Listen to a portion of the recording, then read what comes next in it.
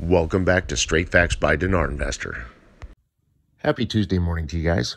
So far, to date, everything I've shared with you guys has been confirmed 100% factually. Okay, so as you guys know, they've used the entire year so far to set the stage for the rate change. Then they came out, earlier in the year, I told you you're going to reach a point where they're going to show you their hands are tied. There's nothing they can do. The demonstrations prove that without a shadow of a doubt. The demonstrators revealed a lot of their demands. Governments meet, and then they turn around and pretty much rolled all their demands into the 2020 budget. Okay, and then I told you guys that this budget, we have to wait on it because for the main reason is the transparency to reduce and control the corruption going forward. Then they turn around and said, oh yeah, we've got to have transparency. So they confirm that. So, and then the article yesterday was the icing on the cake and just further confirmed everything I've shared with you, where they said that there's very key steps in the next phase that the budget is going to fund. Okay, so they're basically telling you that the budget will fund many different things: reconstruction, reforms, taxes, tariffs, what else? There's a ton more, but the budget funds everything after the rate change and everything that's all the demonstrators' demands and everything that's entailed within that rate change: reforms, reconstruction, taxes, tariffs, all those guys, those steps are all post-rate change steps, every single one of them. And that's why that money has to be allocated for that from within that 2020 budget with a strong layer of transparency to control the corruption going forward. So that's it.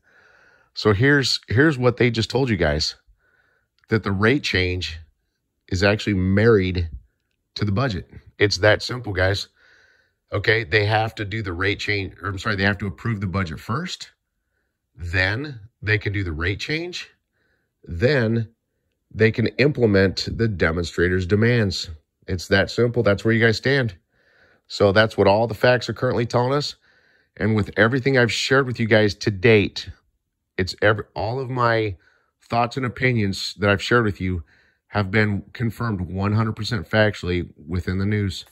So we look amazing. Yes, more time is needed. And yes, we do have to wait this out till that budget's approved. So this thing's definitely going into Q1 at this point. But, you guys see it. It's as clear as day factually before you. And that's always been my goal, is to utilize facts to walk you to the finish line.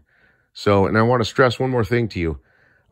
Recent articles basically told you that Kurdistan and Baghdad would be like, Kurdistan would be sending the oil, the daily 250,000 barrels of oil to Baghdad daily and all that. And then remember, Baghdad has to turn around and send money back to Kurdistan. But here's what you have to understand. The money that Baghdad will be sending back to Kurdistan will be money for Article 140, HCL, and those items, post-rate change items.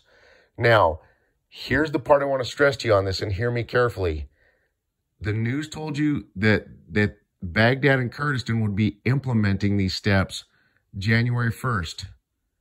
In my opinion, guys, that's only on paper. The reason why is because the budgets span according to a normal Gregorian calendar year from January 1st through the end of December.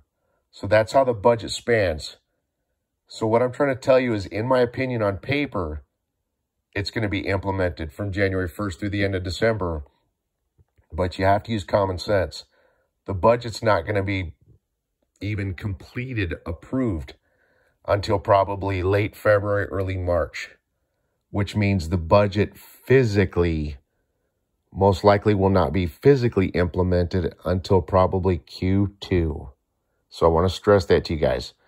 And even if they were not able to implement the budget until Q2, guys, they can still backdate everything. So it's no big deal. And remember, they can't tell you the truth on a lot of this, because anybody who can think and has a strong mind, if they gave you the dates on many key things, you'd be able to use those dates and timeframes to walk this to the finish line and figure out when that rate's going to change. That's why they can't give you accurate information.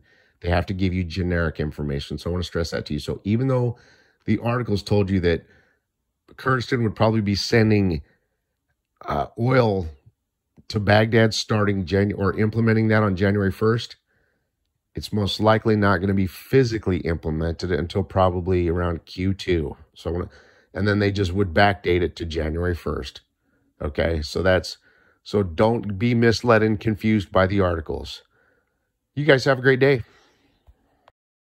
Barzani announces a third visit to the delegation of the Kurdistan region to Baghdad next week, posted by Walter, November 26, 2019. November 26, 2019, 6 hours, 7 minutes, and 54 seconds. AAA+.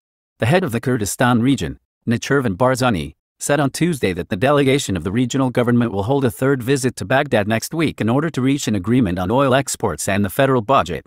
This came in a press conference held after he put a crown of flowers on the grave of former Iraqi president and Secretary General of the Patriotic Union of Kurdistan Jalal Talabani and Sulaymaniyah.